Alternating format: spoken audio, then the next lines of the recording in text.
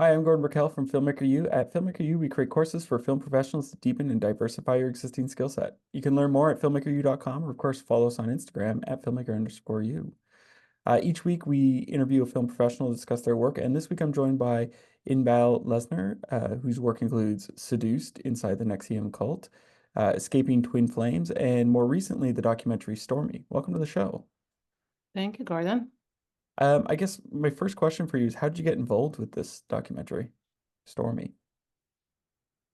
With Stormy, I have a new editing agent who sent me the sizzle reel. I watched it right as I was finishing Escaping Twin Flames, and I was immediately intrigued by the woman behind the headline and the points that Sarah Gibson, the director, was making in the in the sizzle. And I went to an interview and got the job.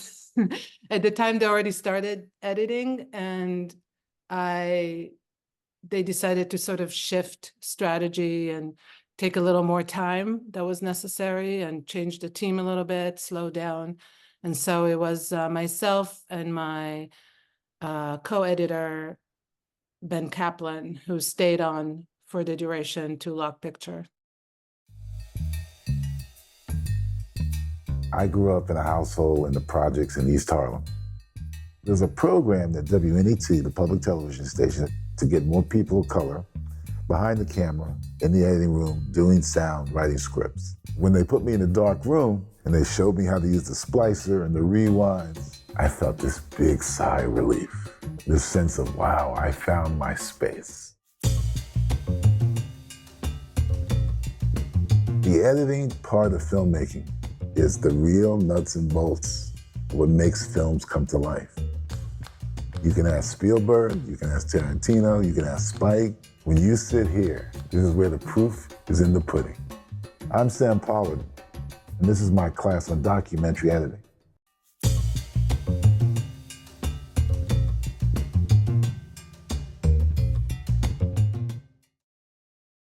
Well, one of the questions I wanted to ask you is, it in the documentary, it's essentially, if I'm correct with this, it's looks like three different people were setting up to do docs for her. Like, there's the journalist, there's at one point I think she has friends and colleagues shoot stuff, and then there's Sarah, who's making the doc.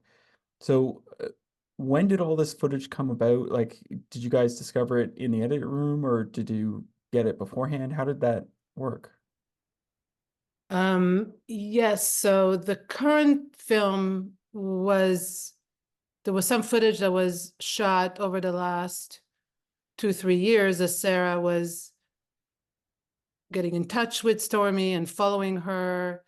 The footage from her European speaking engagements in England is footage Sarah shot, but it was really greenlit, I believe, in March 2022, when the indictment happened. Mhm. So, sorry, 2023, just a year ago. So that's when they really started. That's when they got the green light from Peacock, and they started filming and editing almost simultaneously. And as Sarah started working with Stormy, she found out there had been previous attempts to document her. We were able to receive that footage while we were editing. So actually, at some point, we all took a break when a big chunk of that material came in, we took a break to ingest it and review it before we came up with a plan on how to incorporate it into the already existing cut. But yeah, it was amazing archive of footage from 2006, around the time Stormy had met Trump. And then there was another big chunk of footage from 2018, around the time the story broke, where a journalist was following Stormy in real time as this was becoming front page story everywhere. And so we had this mountain of footage, and that's kind of like my jam, you know, to swim and drown in archival footage and try to find those gems to enhance and weave it into the current day footage. So and we can cut this out if you'd like, but I'm wondering what happened to the journalist, because it sort of goes, it builds a bit with him too, in terms of his relationship with Stormy. And then he disappears because, do you know whatever happened with him? Like, did he decide to just stop, or did they break up, or? All I can say is that they filmed for a while. They tried to get that version of the documentary out, and nobody was interested at that time. Nobody wanted to touch it. It's obviously very legally fraught story. I can tell you there's many, many lawyers evaluating every single frame in our documentary. So that film never saw the light of day, and that footage just kind of got stored and people moved on. And so when we got access to it, that journalist who's featured in the film, to some extent, had no say on what we could use and how we could use it and what we could say about it. It basically was in our hands. You know, Sarah Gibson, the director, the producers, myself and my collaborating editor, to shape it into what the story needed, and what we chose to show from it. It was really an interesting, sneak, kind of unprecedented look into what happens to a woman when she loses all privacy and agency over her own story, and tries to fight the president of the United States. Which is just a crazy story to think that we're talking about, that she had to take on the president. One of the things I noticed was in the cut, you know, she sort of talks about it in the film, saying, there's never an article about her that doesn't start with porn star Stormy Daniels. But one of the things that I guess Sarah, you and Ben did, which I thought was really interesting, was instead of setting up the first act to be about her porn career, it's literally, maybe 5-10 minutes of like, here's her background, here's how she got here, and now let's get into the story. And you sort of almost give her that respect of that's your background. It's important for where we are, but we're going to show the reality of what you're going through with this president. So when you guys was there a conscious effort to do that, or were you finding that the story was it was her current story that was important? Well, it's always a balance. And I personally think every aspect and detail in her backstory, in her personal life story of how she got to that point, has to make sense and pay off story-wise. And I believe it does. I think it's important for you to develop empathy for her, to care enough to follow her through the story and understand her point of view as a woman, as a mother, as a working professional. And so to understand what in her life led her to that point, how she made the choices she's made, how she pulled herself by the bootstraps out of neglect and poverty into a pretty successful career as a director, writer in the adult industry, and how that somehow landed her in that hotel room. And if you notice, we sort of pepper those details about her childhood and upbringing and young adulthood throughout. Most of it is in the top, but then we come back to some of it when she goes back to Baton Rouge and visits her home, or her childhood home. And I think those details are necessary for when she comes back a second time to the story of what happened in the hotel room.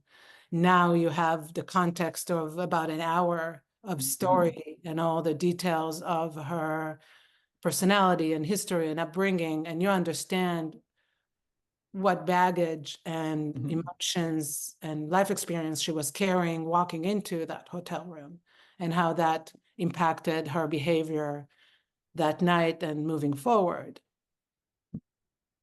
Now, you sort of mentioned it before. You like to dive into mounds of footage.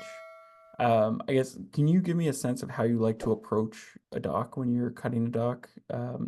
You know, like some editors like to toss everything into the timeline, chip away at it. Some like to sift through media. How do you like to approach it?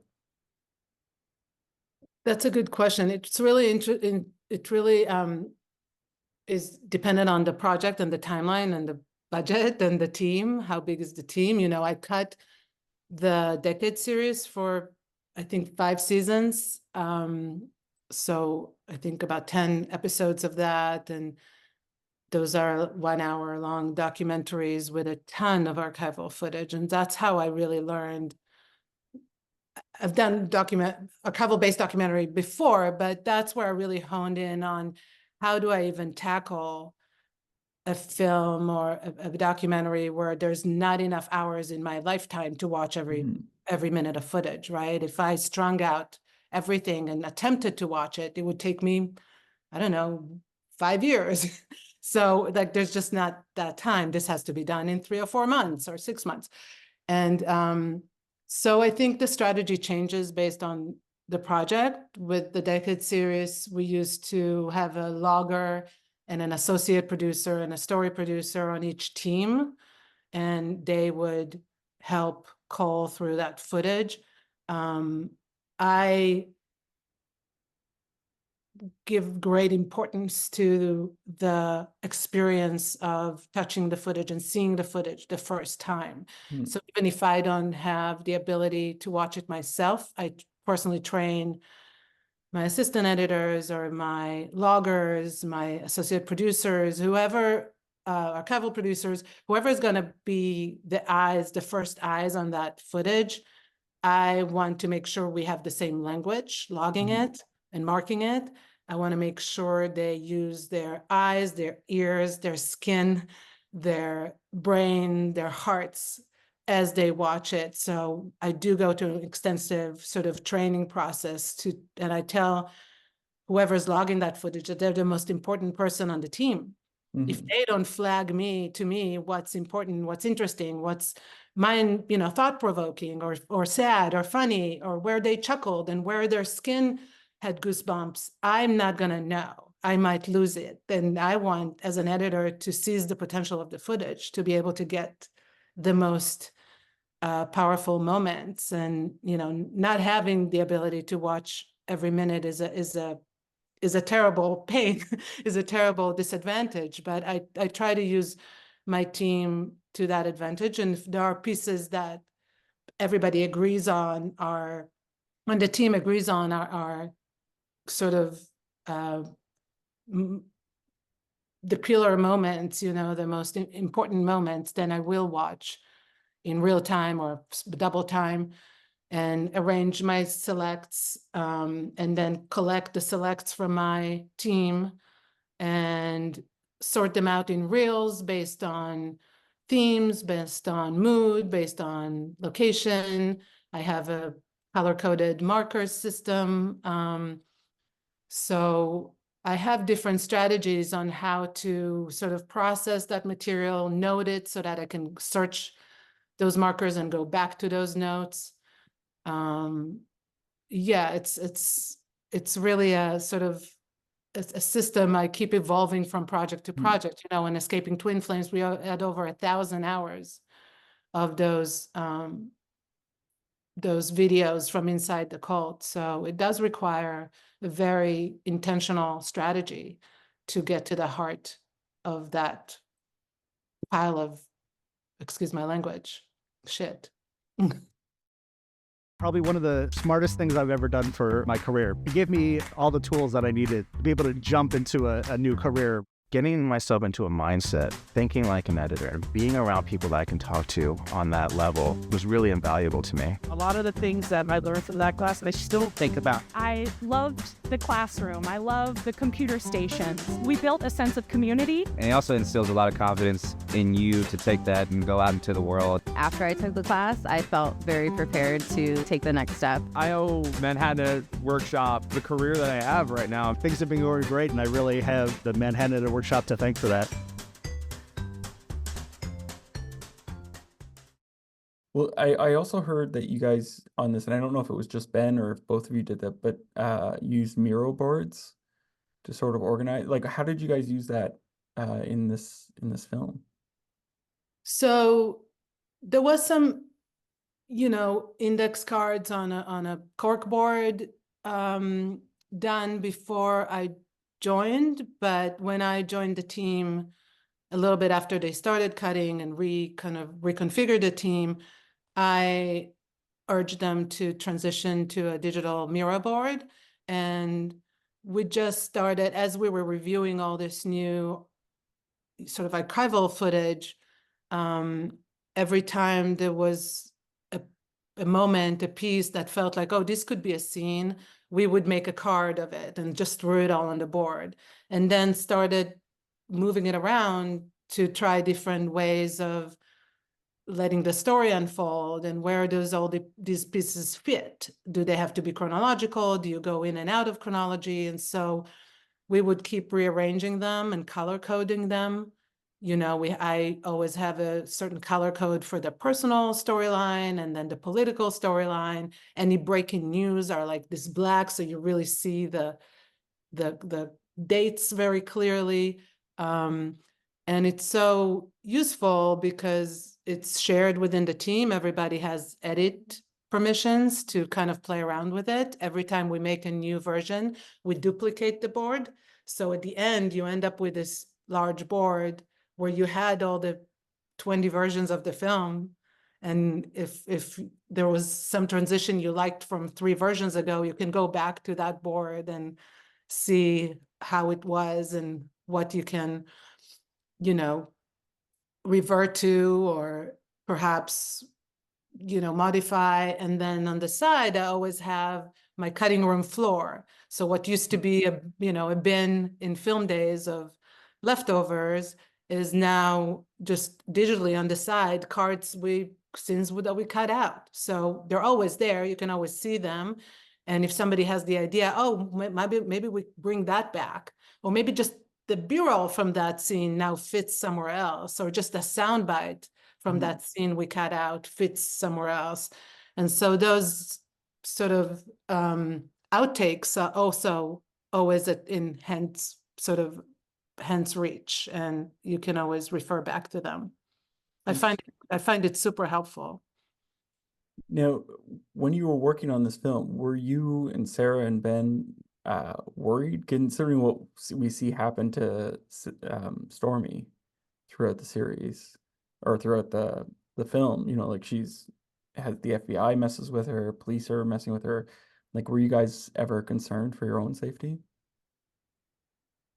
That's a really good question. Both Sarah and I have done work in the cult space. Sarah directed the film and about One Taste, the female orgasm cult, and I co-created Seduced About the Nexium Cult, and I just came off of Escaping Twin Flames when I started this. So we're no strangers to projects that can be litigious and sort of invoke the wrath of the people who are in the film. But, it's part of the work. You have to be brave, and as long as you are honest and you tell the truth, what can they really sue you for? We have on all my projects, including Stormy, there's a rigorous fact-checking process. There's very high degree of ethical filmmaking. We don't make anybody say anything that they don't fully stand behind. and that is not well vetted by a team of fact checkers and lawyers. And it's a good idea if the network or the production company can assume the legal liability. So I don't feel like if somebody decides to sue me, I'm on my own. There's a big streamer, usually stands behind, and a law firm stands behind those assertions that are in the film. So, it's our sort of duty as journalists, filmmakers, to expose and show what we believe is truthful and honest. And, do I think somebody might come after me, especially on social media? It could be some, but hopefully I'm on Stormy, at least I'm a couple of degrees separated from the real decision makers. And so even if I decide to do something that might be a little out there, I probably would get a little restrained by the producers and lawyers and. Now you've been involved with the Karen Schmeer Film Foundation. I'm wondering, like, how did you get involved with that, and what do you do in that group? So I am a firm believer in mentorship and education. I also teach film editing. I taught at UNCSA and now I teach at AFI. And with Karen Schmeer, Diversity in the Editing Room Fellowship, I was a mentor twice. I'm not currently a mentor, but I was a mentor for 2 years. And with a co-mentor, that's how they have it set up, I sort of coached a group of young up-and-coming, it's usually a pod of 6 documentary editors who are kind of coming up in the business, and we discuss anything from creative process to career advice to help them manage conflicts and situations that come up in the editing room, to negotiate contracts, really everything and anything. And we share pieces of our work. They ask for feedback from the group.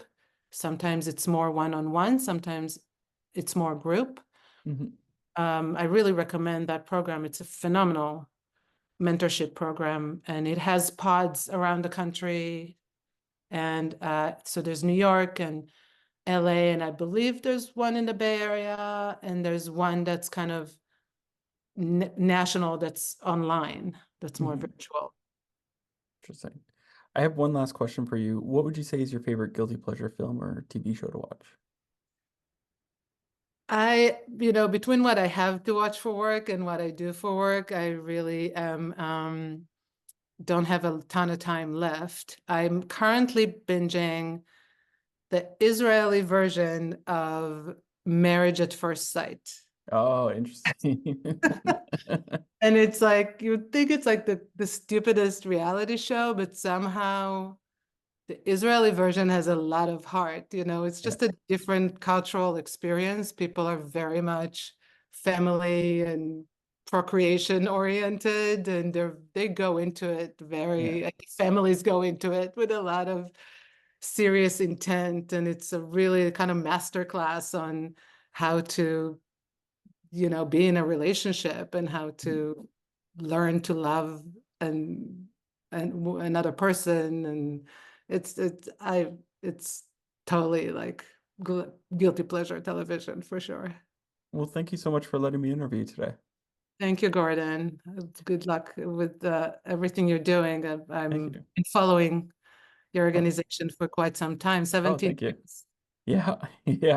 And it's been a while. You guys are doing great programming, Thank you. great work. So I'm really honored to be included. Thank you. Well, that's it for this week, everyone. Make sure to check us out at filmmakeru.com or, of course, on Instagram at filmmaker_u. I'm Gordon Burkell. Thanks for watching. Thank you.